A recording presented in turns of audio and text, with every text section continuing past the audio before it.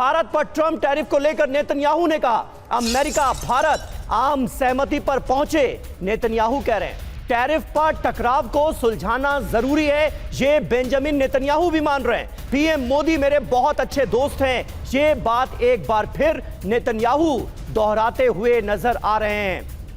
आज की तारीख में इजराइल अमेरिका का एक बहुत अहम सहयोगी है और बेंजामिन नेतन्याहू के इस बयान से यह लगता है कि इजराइल ये बिल्कुल नहीं चाहता कि अमेरिका और भारत के रिश्तों में कोई कड़वाहट आए और इसीलिए यह बयान दिया गया है। अब आपको बताते हैं कि कैसे ट्रंप के टैरिफ से दुनिया दो भागों में बंट गई है।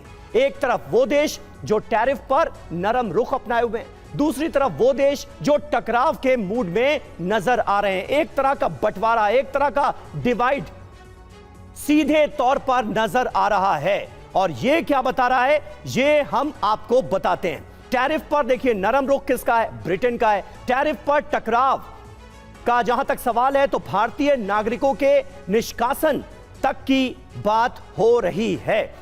तो ये कहीं ना कहीं वर्ल्ड ऑर्डर बदलता हुआ नजर आ रहा है और जो हमने स्टार्टिंग में बात कही कि कहीं ना कहीं दो गुट बनते हुए नजर आ रहे हैं, एक डिवाइड बनता हुआ सीधे तौर पर नजर आ रहा है। इसे बहल साहब कैसे आंका जाए और इसका परिणाम आने वाले वक्त में क्या हो सकता है, क्योंकि ये लक्ष्मण रेखा तो एक तरह से डोनाल्ड ट्रंप ने ही खींची है टैरिफ बम मारकर कि या तो आप रूस के साथ रहेंगे या हमारे साथ रहेंगे, वरना भारत तो रूस और अमेरिका दोनों को अपना सहयोगी मानता आया है।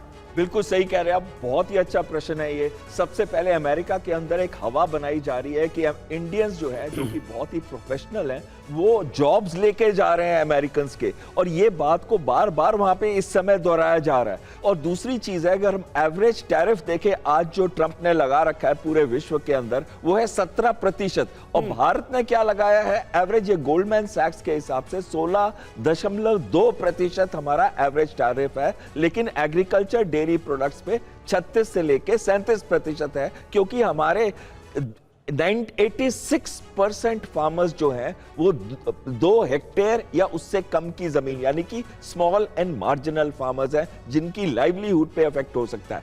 तो अब जो अमेरिका करना चाहता है, अगर आप शुरू से देखें तो वो भारतीय मूल के लोगों को टारगेट कर रहा है, खासकर उनको बेड़ियों में भेजा था उन्होंने, अगर आपको याद हो।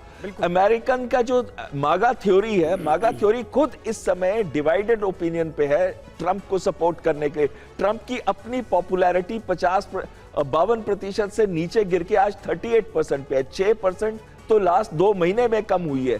कहीं ना कहीं ये बहुत जरूरी है कि हम अपने हितों का ख्याल रखें। हाँ, अमेरिका से हमें लड़ाई नहीं करनी है, हमें अमेरिका से डिस्कशन करना है, लेकिन साथ साथ में ये भी देखना है कि हमें डाइवर्सिफाई करना है अपने रिसोर्सेस को, सप्लाई चेन को, और वो मिलके करे, चाहे रशिया, इंडिया, चाइना करे, ब्रिक्स के साथ करे, या वो देश जिनके ऊपर बहुत भारी पड़ रहे हैं ये टैरिफ के। आप देखिए कनाडा को हम भूल गए, कनाडा के ऊपर भी बहुत बड़ा टैरिफ का मार्जिन 30% से ऊपर लगा हुआ है।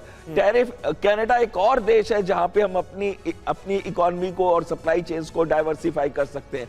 ये बहुत इंपॉर्टेंट टाइम है हमारी हिस्ट्री के अंदर जब प्रधानमंत्री मोदी के सामने ये डिसीजन आ रहा है कि क्या रशिया का साथ छोड़ दें या फिर अमेरिका का पकड़ लें। उन्हें किसी का साथ छोड़ने की जरूरत नहीं है और वो डर भी नहीं रहे हैं। उन्होंने क्लियरली बोला है कि स्ट्रेटेजिक ऑटोनॉमी को फॉलो करेंगे। आप देखिएगा जैसे ही ये रशिया यूक्रेन का युद्ध एक पीस की तरफ बढ़ता है, ये आधी से ज्यादा प्रॉब्लम्स हमारी कम हो। बिल्कुल। और बहल सर, कल हमने सुना स्वामीनाथन शताब्दी समारोह के दौरान प्रधानमंत्री ने क्लियर भी कर दिया कि हम यहां पर कहीं भी झुकने वाले नहीं है, भले इसका व्यक्तिगत नुकसान क्यों ना उठाना पड़े।